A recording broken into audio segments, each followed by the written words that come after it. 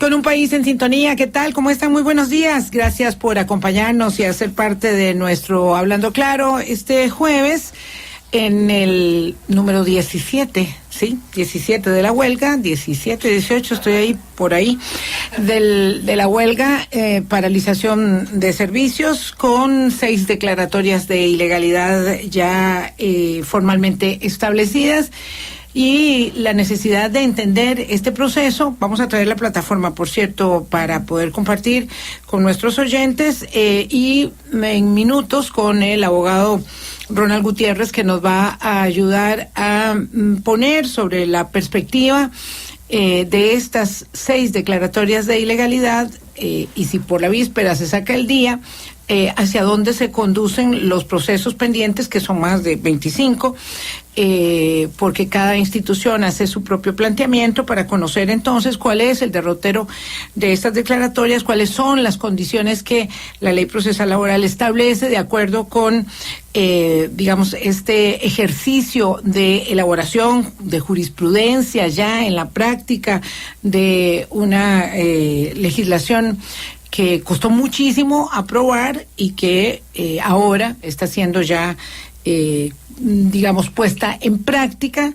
dada la condición de esta huelga y de esta paralización de servicios, que hoy también, si por la víspera se saca el día, no pinta muy bien respecto de las posibilidades de que el diálogo preliminar avance. Pero bueno, esto es lo que uno conoce, lo que uno puede, digamos, percibir, olfatear, y no exactamente lo que pueda estar sucediendo, porque en un proceso de negociación que es y debe ser siempre en mesa cerrada, así es como se establece, no siempre uno conoce las particularidades de lo que se está, en los extremos de lo que se está conversando para intentar cuadrar algún acuerdo, algo que nos permita vislumbrar el fin de esta circunstancia tan compleja, que ya en las historias de vida de las personas que son afectadas directamente por esta paralización de servicios, especialmente en el tema más sensible, como lo hemos dicho muchas veces, que es el de la salud,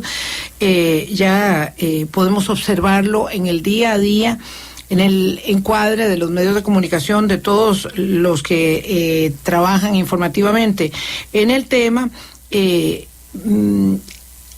poniendo rostro, poniéndole el peso del significado que tiene para la persona, para las personas, para los niños especialmente, y para las familias, el hecho de que los servicios continúen dándose de esta manera parcial, de esta manera abrumadora para los empleados que están al frente del sostenimiento del día a día en las entidades, especialmente, repetimos, del sector salud. Están haciendo un gran esfuerzo quienes están al frente de la tarea para mantener los servicios, y con eso recordamos que hoy se inician las pruebas de bachillerato de los colegios técnicos, y también se inician, se realizarán el fin de semana, el sábado, los exámenes de admisión de las universidades Costa Rica y Nacional que están pendientes. Ya tenemos café de Tostadores del Huarco y ya llegó el invitado, don Ronald Gutiérrez. Vamos a tener plataforma 70030303 para que ustedes puedan hacer también consultas, que sé que hay muchas, y el propósito de este espacio es que tengamos posibilidad de evacuar dudas. Puede ser de una persona que esté justamente en la huelga, de un trabajador que esté en la huelga, y por supuesto de los ciudadanos que quieren saber mucho sobre el tema que está en el tapete. Hola, ¿qué tal? ¿Cómo le va, Ronald? Buenos días, doña Vilma, un gusto saludarle a usted y a toda su audiencia. Muchas gracias por estar aquí, por acompañarnos. Código de trabajo en mano, para poder es estrictamente necesario en estos momentos. Claro, sí, exacto. Yo creo que ustedes andan aquí con la Biblia bajo el brazo. En realidad, Ronald, estaba viendo con asombro, puedo decir, un titular de la Extra que dice que la magistrada Julia Varela está influyendo. Eso es lo que dice la Extra, ¿verdad? Que ya yo creo que la diagraman en la ANEP. Dice que está influyendo en las decisiones de los jueces. 6 han declarado ilegalidades del mismo número en instituciones del Estado. Esto, bueno, yo solo repetirlo es bastante temerario, porque me parece que no es correcto, ¿verdad? Sobre todo cuando no se le pregunta a la persona que es aludida, una acusación tan seria para una persona que tiene la reputación y la solvencia de la magistrada Varela. Pero bueno, lo cierto es que decía eso en atención a que, y pensé mucho en nuestra conversación de ayer, porque lo que dice la misma elaboración documental de esa nota, bien tergiversada, que es que está siguiendo muy de cerca los jueces y obviamente la sala laboral, lo que va pasando con el desarrollo de los casos. Y ayer usted me decía, vamos monitoreando día a día, momento a momento, en BDS, que es el bufete de Ronald, pero en todos están igual, digo, todos los que tienen especialización en materia laboral están siguiendo la creación, digamos, de este cuerpo de jurisprudencia de materia procesal laboral a la luz de las nuevas condiciones, con un diapasón así de momento, de día a día. Explíquenos un poco eso, porque qué es lo que está pasando con un nuevo, digamos, cuerpo normativo que establece nuevas reglas para la tipificación de la ilegalidad de las huelgas y para muchas otras cosas, por supuesto. Sí, muy bien, muchas gracias. Sin lugar a dudas, este tema nos tiene a todos al pendiente. Uh-huh. Ahora bien, justamente nuestro Código de Trabajo es de 1943. Sin embargo, para el 25 de julio del año anterior, entró a regir la reforma procesal laboral. Y este es el cambio más significativo que tanto desde el punto de vista cuantitativo como cualitativo ha tenido el Código de Trabajo en toda su historia. Cambió un 56% del Código de Trabajo. Incorporamos 89 artículos más con la reforma procesal laboral. Adicionalmente, en el capítulo de huelga también tenemos nuevas disposiciones sobre qué entender por huelga, cuáles son sus requisitos y además cuál es el proceso a seguir para la calificación de una huelga como legal o ilegal.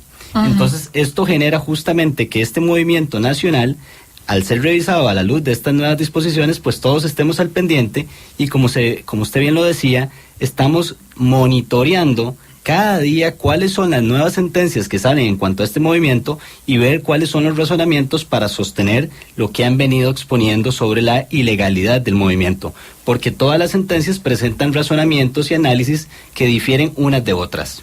Ronald, ¿podríamos hacer como un ABC de las condiciones que se evalúan por parte de los juzgadores, de los jueces, para establecer la ilegalidad o no de una huelga? Empezando así como a desgranarlo, porque es la primera vez que nosotros aquí en Hablando Claro, en el espacio de las 8 de la mañana de Colombia, lo abordamos, porque ya lo hemos abordado con otros compañeros en otros horarios, pero digamos que vale la pena repasar cuáles son las razones para entender por qué unos jueces argumentarán en un sentido y otros argumentarán en otro, siendo que al final el diagnóstico, ¿verdad?, es ilegalidad en estos 6 casos primeros. Claro, empecemos por entender qué es el concepto de huelga, de acuerdo a nuestro Código de Trabajo, cuáles son sus requisitos, y me parece que a partir de ese ejercicio podremos entonces analizar qué ha visto los jueces en estos casos para entender que es ilegal el movimiento. Nuestro Código de Trabajo, en su artículo 371, define el derecho de huelga, partiendo de que ya en nuestra Constitución Política se habla del derecho de huelga como un derecho fundamental de los trabajadores.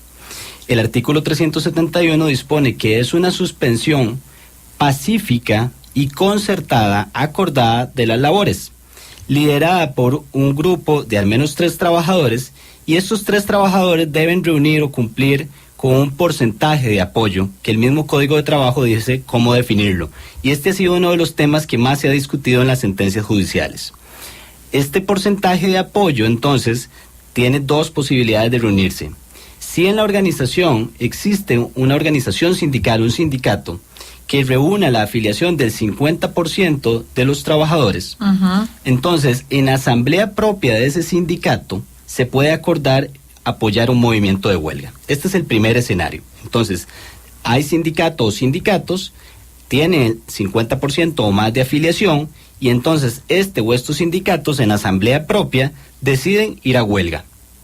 En caso de no haber sindicato, o aún existiendo sindicato no reúne este 50% de afiliación, existe también la posibilidad de que los trabajadores realicen una votación que tiene una serie de reglas y que incluso está sujeta a la inspección del Ministerio de Trabajo.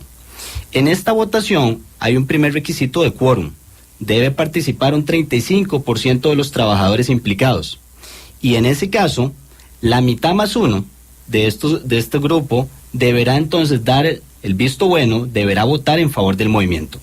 Para dar un ejemplo muy puntual, si en una organización tuviéramos 100 trabajadores, 35 al menos deben votar, y de esos 35, 18 deberán respaldar y querer dar el sí en favor del movimiento de huelga. Ah, ok. No es que 35 tiene que estar a favor. No, Okay. el 35 viene a ser el quórum, ¿verdad? Ajá. Y la 18, mitad más uno, el mínimo. 18 viene a ser los que respaldan el movimiento de huelga. Entonces, estos son dos escenarios, primero en cuanto al porcentaje de apoyo, pero este no es el único requisito que debemos considerar. También el código dispone la necesidad de agotar las vías de conciliación con el patrono. Y esto es importante visualizarlo desde el punto de vista formal que establece el Código de Trabajo, donde se establece todo un proceso para entender qué es el agotamiento de las vías de conciliación, las vías de diálogo previo al ejercicio de la huelga. Y adicionalmente el Código también señala que existen una serie de servicios públicos en los cuales existe prohibición de huelga. Esto se define en el artículo 375 y 376 del Código de Trabajo. Básicamente podríamos entender por servicios públicos con prohibición de huelga aquellos que afecten, por ejemplo, la actividad de carga y descarga en muelles y atracaderos. Aquellos que afecten también los servicios de salud, higiene, aseo, alumbrado público y la economía. Entonces, estos artículos prohíben la huelga en esos servicios. Específicamente lo dice. Así es, correcto. Hay una mención expresa de esta situación, y este también ha sido uno de los elementos que se ha considerado en algunos de los casos para declarar ilegal el movimiento que estamos enfrentando en el país. Una inquietud, Ronald, ¿qué pasa si se cumplen unas condiciones y las otras no? Digamos que el sindicato hace la asamblea, 50% o más están de acuerdo con la huelga. ¿Qué pasa si se llegó, por ejemplo, al agotamiento de la conciliación y el presidente de la caja dijo, no, aquí no tengo nada que negociar con ustedes, y aún así se van a huelga y no se pueden reabastecer las lavanderías de X o Y hospital? Claro. Digamos, ¿qué condición plantea eso? Porque se cumple la condición 1 y la condición 2, pero resulta que es un servicio público neurálgico que atenta contra la salud. El mero incumplimiento de uno solo de los requisitos que hemos mencionado podría ser suficiente, y está siendo suficiente, para que el movimiento sea entendido como ilegal. Ahora bien, si un patrono de estos que se está viendo afectado, siguiendo con el ejemplo, la Caja Costarricense del Seguro Social, y como efectivamente sucedió, considera que el movimiento es ilegal, entonces lo que corresponde es solicitarle al juez esa declaratoria. Y es a partir de ese primer escrito, de esa primera gestión que realiza el patrono ante un juez de trabajo, que inicia el proceso judicial de calificación de legalidad o ilegalidad de la huelga, y que son justamente los que estamos viendo, monitoreando desde que se inició el movimiento el pasado 10 de septiembre.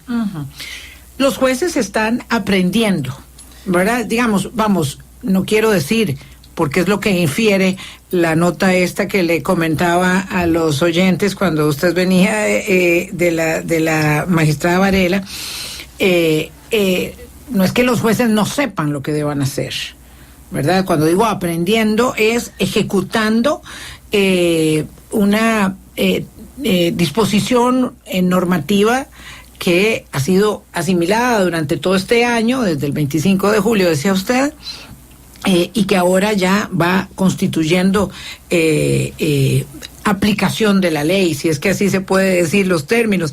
Entonces, los jueces están, incursionando de manera concreta en la materia. Eso no significa que no sepan qué hacer, ni que tengan que preguntarle a su superior o a uno que sepa más, ¿verdad? Mire, ¿qué debo de hacer en este caso? Porque la interpretación es como si de verdad los jueces fueran incapaces de adoptar decisiones. Si usted me dice que han tomado decisiones basados en diferentes fundamentos de la ley procesal laboral. Sí, claro. La reforma, hablábamos, entró a regir el 25 de julio del año anterior. Es decir, acaba de cumplir el año y 2 meses de vigencia. Y en este año y 2 meses, sin lugar a dudas, todos estamos aprendiendo qué implica esta nueva legislación. Hablamos de que es el cambio más significativo en la historia del derecho del trabajo en Costa Rica, en la historia de nuestro Código de Trabajo.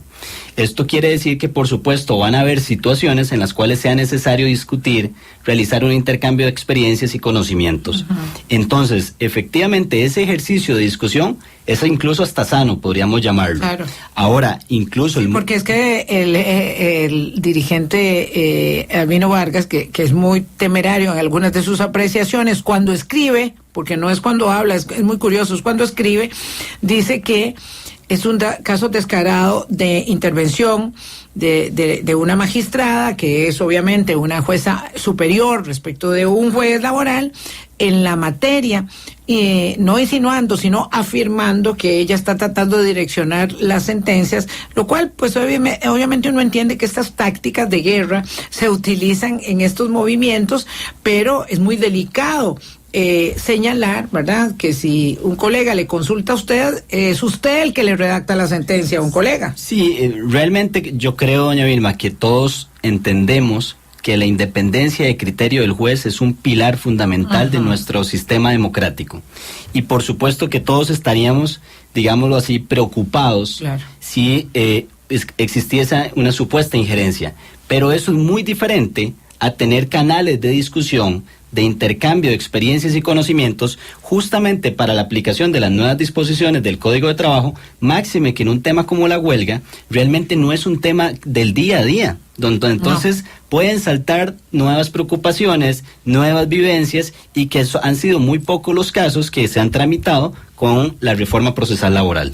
Vamos a una pausa, son las 8:17. Vamos a conversar con Ronald Gutiérrez, cuando regresemos, de cuáles son las consideraciones que se han argumentado en las 6 declaratorias que van, y luego, a partir de las 8:32 por ahí, abrimos para tramitar consultas. Ya tengo varias acá, pero luego vamos a mensajes.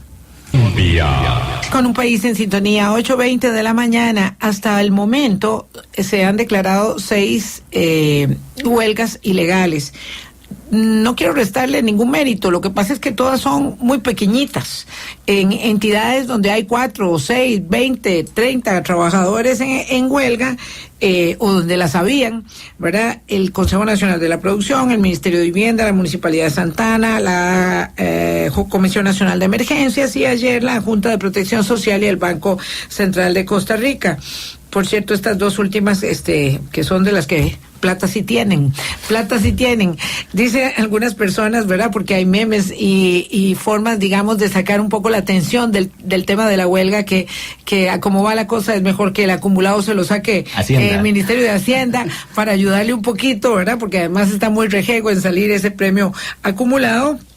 Que va a sacar de problemas a más de uno, bueno, si se lo sacan varios. Lo cierto es que las ilegalidades son en instituciones pequeñas, evidentemente de mayor constatación, de más fácil notificación.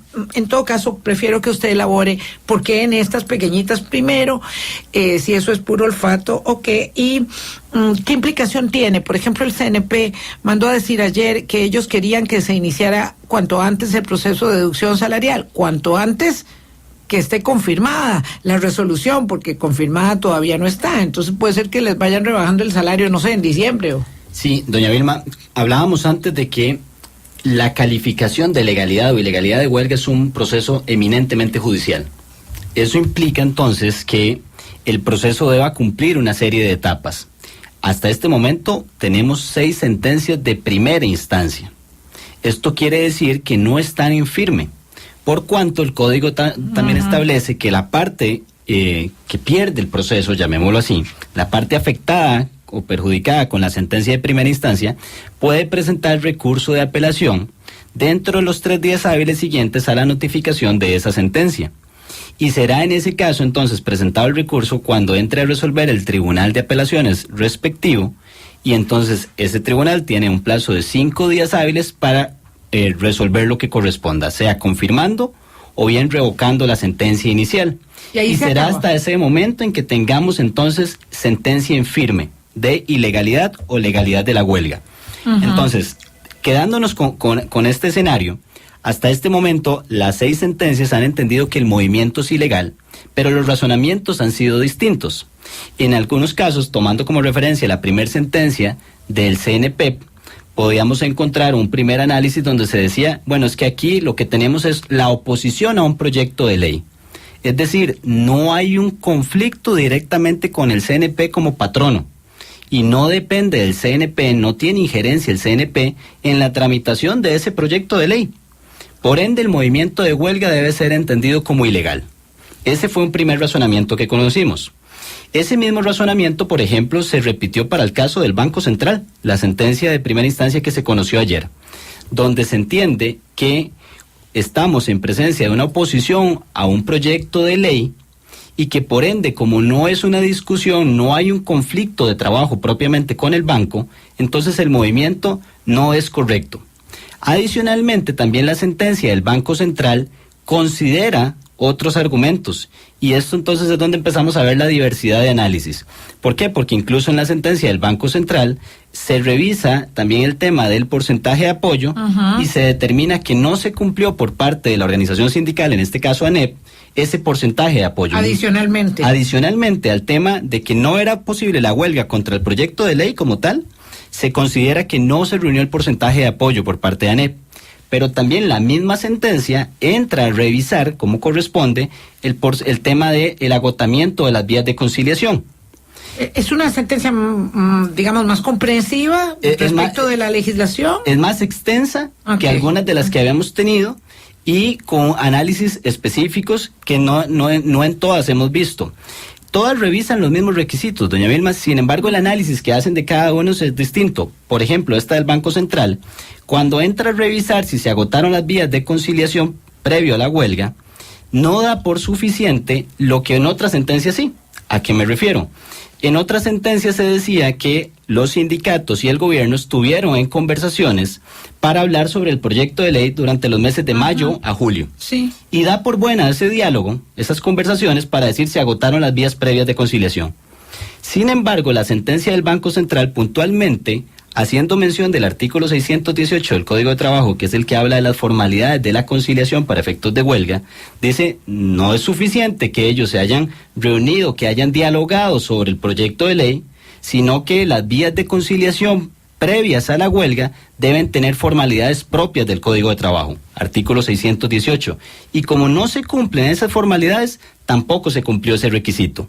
Entonces, empezamos a ver sentencias que difieren, y es normal, son casos, cada caso, son casos distintos, cada uno con sus particularidades, que difieren un análisis de otro, que dan por bueno en algunos casos ciertos requisitos, y en otros casos incluso dicen no se cumple ese requisito.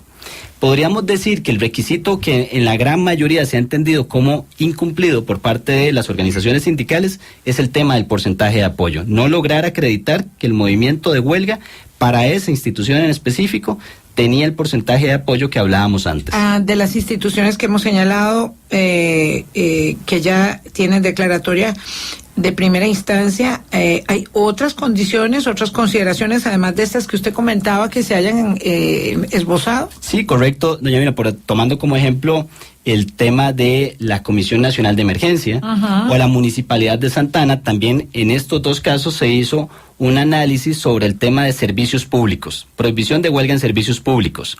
Y entonces, para estas dos organizaciones, se entendió que, dado que hay prohibición de huelga, por lo que dispone el artículo 376 del Código de Trabajo en servicios que puedan afectar la salud, la higiene o el aseo, entonces se consideró que ese era otro motivo de ilegalidad.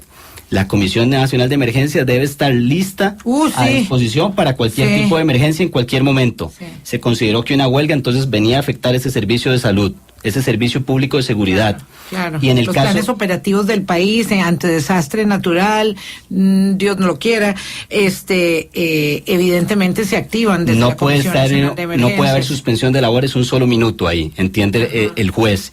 Y en la Municipalidad de Santa Ana, al haber una afectación a los servicios de aseo de la comunidad también, del cantón, entonces se entiende que había prohibición de huelga. ¿Por qué? Porque justamente corre riesgo la salud de los habitantes del cantón. Hablamos de primera instancia y todavía esa sentencia, digamos, no ha sido en la segunda instancia validada. Me refiero a la del CNP, pero ellos corrieron a decir que le empiecen a rebajar los salarios en cuanto sea posible. Es que ayer decían que ya se los iban a rebajar y yo creo que, bueno, hay mucha premura en soltar una información y no en detallarla, estableciendo que pues todavía no se puede rebajar nada. En nuestro criterio, y así lo hemos venido analizando en la firma desde que inicia el movimiento, es posible la recuperación de los salarios pagados hasta este momento una vez que la sentencia judicial declare ilegal y en firme el movimiento. Uh-huh. Ahora, a partir de lo que circuló ayer, uno podría entender que se giraba la instrucción para que los rebajos se realizaran oportunamente. Sí. Eso no implica que sea ya, que ya hoy se estén rebajando salarios. Esto entonces uno lo puede entender de que en caso que la sentencia judicial de segunda instancia para esa institución en específico confirme la ilegalidad del movimiento, entonces será a partir de ese momento donde la institución hará las gestiones a lo interno para empezar con la recuperación de los salarios que se pagaron por un movimiento de huelga que fue declarado ilegal. Uh-huh. Eso se llama debido proceso. Es poco a poco, despacio, que hay mucha prisa. Sí, y hay que hacerlo con buena letra, pero debe poderse realizar porque incluso, doña Vilma, estamos hablando de pagos de salarios con fondos públicos y que no hubo trabajo porque se entiende que hay una huelga ilegal, ¿verdad? Y ante esa situación procede la recuperación. Usted está diciendo algo muy importante. Si un jerarca paga salarios a contrapelo de lo que establece un juez de segunda instancia respecto de la ilegalidad de un movimiento, tiene una responsabilidad. Es que en estos casos, doña Vilma, la naturaleza de los fondos y al no haber prestación de servicios nos lleva a la conclusión de que entonces no hay justificación para que se hayan pagado los salarios. Por ende, entonces, la recuperación que debe efectuarse a lo interno. Y es una obligación del jerarca de la entidad. Así lo hemos entendido nosotros cuando realizamos el análisis del tema de la ilegalidad de la huelga, sus consecuencias y la naturaleza de los fondos con los que se pagan los salarios en estas entidades. Cuando dice nosotros, yo interpreto que está hablando de los abogados privados en el ejercicio de la especialización del derecho laboral. Me refiero al análisis que ha hecho nuestra firma como especialista en derecho laboral, siguiendo el día a día, el detalle de los temas laborales y por supuesto el detalle del tema de la huelga. Vamos a pausa, son las 8:31, volvemos para atender muchas consultas que hay, porque aquí dice un señor, bueno, de acuerdo con la elaboración argumental del abogado, de Ronald, los médicos nunca podrían hacer huelga. Entonces eso se establece como una limitante a mi derecho. Ya vamos a la pausa para que empiece a responder esta y otras consultas. Con un país en sintonía, son las 8:33. Hoy jueves conversamos con el abogado Ronald Gutiérrez, que nos ayuda a dimensionar este tema de la declaratoria de ilegalidad de la huelga, habida cuenta de lo novedoso que es.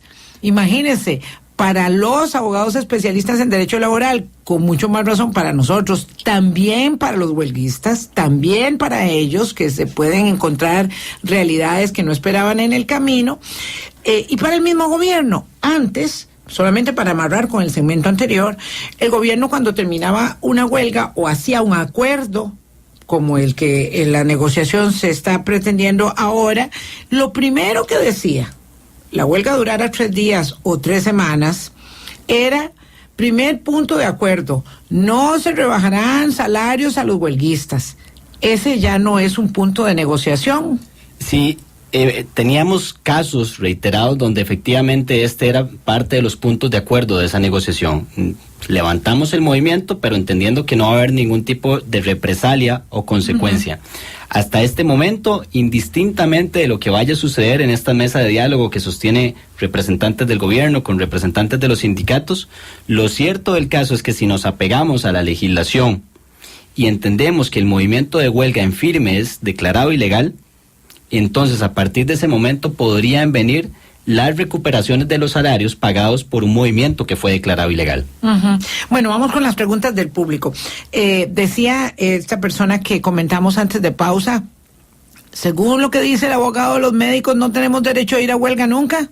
Nuestra constitución política, le podemos responder a ese usuario, a ese oyente, nuestra constitución política establece de forma clara que el derecho de huelga es un derecho de los trabajadores sujeto a lo que disponga la ley. Entonces, cuando decimos cuál ley es la que tenemos que revisar, entendemos el Código de Trabajo.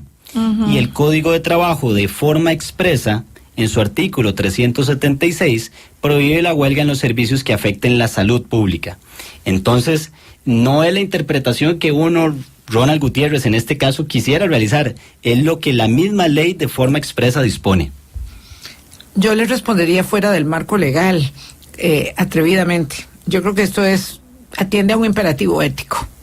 Atiende a un imperativo ético porque si mi derecho a huelga está por encima de mi juramento hipocrático, creo que es un imperativo ético la decisión que finalmente yo tomo, y esto es muy en conciencia, ¿verdad? Bueno, es muy interesante porque lo ético no necesariamente, o lo legal no necesariamente es ético.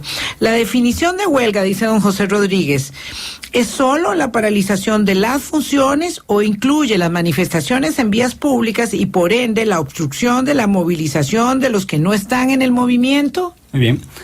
Si revisamos textualmente lo que define el Código de Trabajo como huelga, encontramos, lo mencionábamos antes, que es una suspensión de las labores de forma pacífica y concertada o acordada por un grupo de trabajadores. El código no entra a definir o no indica que como parte de la manifestación de ese derecho de huelga se encuentre el bloqueo de carreteras, el bloqueo de calles. Entonces, esta ya es una manifestación que en la práctica ha venido dándose en nuestro país. Sin embargo, desde el punto de vista del Código de Trabajo, no se encuentra así regulado el derecho de huelga. Vamos a ver otra.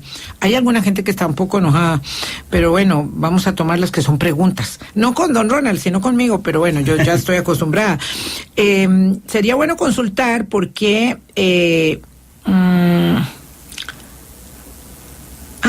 ¿por qué dijo don Mauricio Castro en nuestro programa el lunes pasado que la primera declaratoria de ilegalidad debería anularse, la del Consejo Nacional de la Producción? Porque estuvo aquí Mauricio Castro, que por supuesto usted conoce muy bien, y Mauricio estaba pues muy enojado con la sentencia de don Arnoldo, diciendo que era una fundamentación que vulneraba el principio, digamos, de hacer una huelga contra una política pública, y el plan fiscal claramente es una política pública de Estado. Claro, esta discusión la conocemos y nos ha tenido bastante ocupados estos días.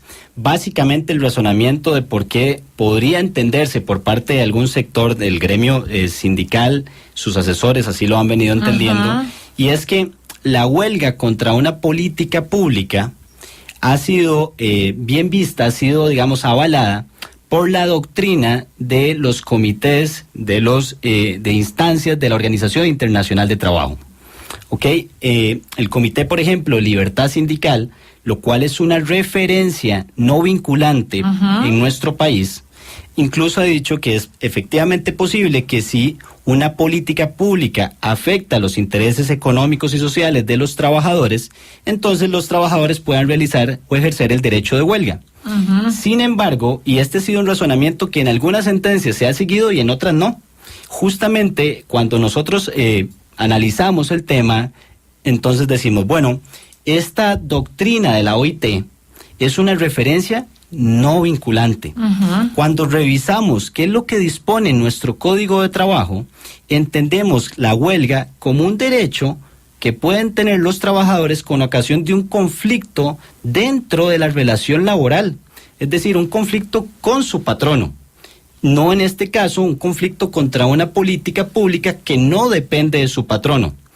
Entendiendo entonces que nuestro Código de Trabajo no define de forma expresa en qué hacer en caso de huelga contra una política pública, justamente nosotros entendemos que ese supuesto, que esa posibilidad no está contemplada en la legislación costarricense. Es atinado el momento entonces para hacer una consulta de Félix, que decía, bueno, entonces desde la perspectiva suya, ¿qué deberíamos retocarle al Código Procesal Laboral nuevo? Porque no hay una ley perfecta. Entonces, Mauricio Castro también argumentaba aquí el lunes que estaba muy, dice que reivindicando una lucha que había dado con el gobierno de doña Laura Chinchilla, en el sentido de que en la modificación que se hizo para que fuera viable esta ley, se habían quitado algunos elementos que eran sustantivos y que ahora hacen falta. ¿Usted cree que algo tan nuevo como un Código Procesal Laboral de un añito ya hay que reformarlo, y qué le mejoraría? Muy bien, en esta materia hemos visto que es necesaria la seguridad jurídica para todo el país, el país en este momento. Patronos y trabajadores. Patronos, trabajadores, gobierno, todos clamamos por seguridad jurídica. Entonces, si bien podemos hablar de que la reforma procesal es un buen avance, contiene reglas que antes no teníamos, efectivamente este argumento del gremio sindical de que entonces es posible la huelga contra políticas públicas, pero que a la vez entonces debe entenderse que los requisitos son distintos a los del Código de Trabajo, esta situación no está prevista en nuestro Código de Trabajo. Entonces, si queremos esa seguridad jurídica de la que estamos hablando y se pretende avalar la huelga contra una política pública, definamos requisitos con claridad. Requisitos para huelgas contra políticas contra una públicas. Política pública, porque hoy nuestro Código de Trabajo no lo tiene. Y si no lo tiene, entonces se genera justamente esta incertidumbre y esta inseguridad jurídica. Y entonces, recordemos además, y una sentencia, ayer así lo exponía, la de la Junta de Protección Social, decía, el juez es un depositario de la ley, el juez ejecuta lo que tiene en la ley. Entonces, si la ley no me da los elementos, no me permite entender que es posible una huelga en una política pública, contra una política pública, entonces es un tema que debemos revisar. Y si es que lo queremos incluir, y si es que lo queremos entonces validar en nuestro país, definamos con seguridad cuáles son los requisitos que vamos a exigir ante esos movimientos. De la misma mano, siguiendo el mismo hilo argumental, quiero decir, Ronald, ¿qué pasa, digamos, con el tema de los bloqueos? Ya no hablemos de los actos de sabotaje, porque esos, digamos, van en otra legislación, pero ¿qué pasa con los bloqueos que corren en paralelo con la huelga? Porque esta es una consulta muy reiterada aquí en la plataforma 70030303 y en la mía también. Claro, decíamos antes que la definición legal de huelga difiere de lo que en la práctica estamos viviendo en algunas ocasiones. Okay. ¿Por qué? Porque el Código de Trabajo no establece como una manifestación de ese derecho de huelga el bloqueo de carreteras. Entonces esa limitación a la libertad de tránsito no la encontramos dentro de la legislación laboral. Dentro de nuestro Código de Trabajo no se dice eso. Ahora bien, en nuestro país, esta ha sido una situación que de forma reiterada ha ocurrido cuando estamos en presencia de un movimiento de huelga. Entonces podríamos hablar de que es más una manifestación práctica del derecho de huelga que realizan los trabajadores que de una situación propia de la ley. Claro, pero aquí, digamos, entran entonces en gran tirantez, como lo sabemos por esta y todas las huelgas anteriores, los derechos de los que quieren pasar y los derechos de los que estiman que bloquear en la movilización es un derecho también. Y pasó algo, hay que decir una cosa que no tiene nada que ver con el derecho laboral, sino con la convivencia. A pesar de la tirantez, hemos visto un enorme resultado de civilidad, ¿verdad?, en la manifestación, porque por dicha, ¿verdad?, no ha pasado a más, pero pasó un hecho muy lamentable. Una persona no quiso aceptar el bloqueo, pasó a la fuerza, una muchacha, hirió a 3 personas, ¿verdad? Las lastimó con el vehículo. Esto, por dicha, no ha habido muertos. Por eso es inaceptable, aunque la gente se enoje conmigo, que el señor Vargas califique esto como el régimen de Daniel Ortega. Inaceptable. Inaceptable, tanto como José María Villalta dijo que era un acto de cinismo de Rosario Murillo hablar sobre lo que había pasado aquí en un momento dado en la Universidad de Costa Rica.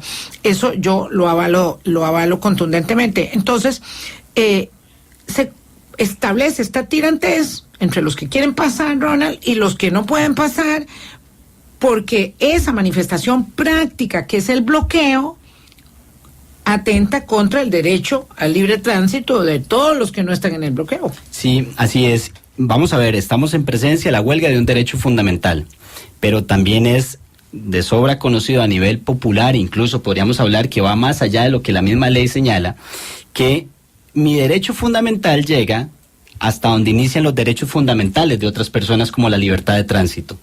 Entonces, efectivamente, si bien entendemos que hay una manifestación práctica como el bloqueo de calle, la manifestación en carretera, también es importante entender que la libertad de tránsito es un derecho fundamental de las demás personas, sea para trasladarse a su centro de trabajo, sea para trasladarse a un centro de salud y demás.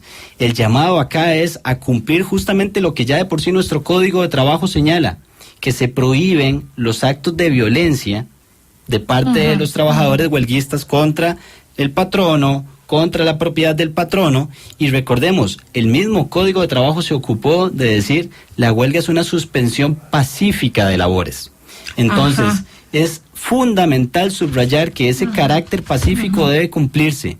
Y en caso de acreditarse que no se está cumpliendo, justamente esto puede ser otro de los motivos por los cuales el juez de la República considere que el movimiento es ilegal.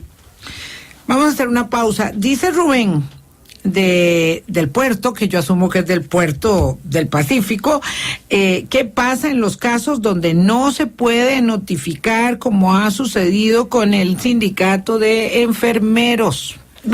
Voy a la pausa y usted le responde a Rubén del puerto. En un momento regresa. Hablando claro. Además de la pregunta de don Rubén sobre qué pasa cuando no se puede notificar, muchas consultas de la plataforma tienen que ver con la frustración que genera que no haya rebajos salariales para los huelguistas, con que no hayan eventualmente despidos y con que, como dice La Nación del día de hoy, haya huelguistas que secuestren quirófanos del Hospital San Juan de Dios e impidan el trabajo a enfermeras de apoyo, con lo cual, digamos, la inquietud, la zozobra de los que están esperando ser atendidos se incrementa, como ya hemos visto en muchos casos. Sí, sobre el primer tema de los problemas en la notificación, el Código de Trabajo habla de que este es un trámite que tiene total prioridad para el juez.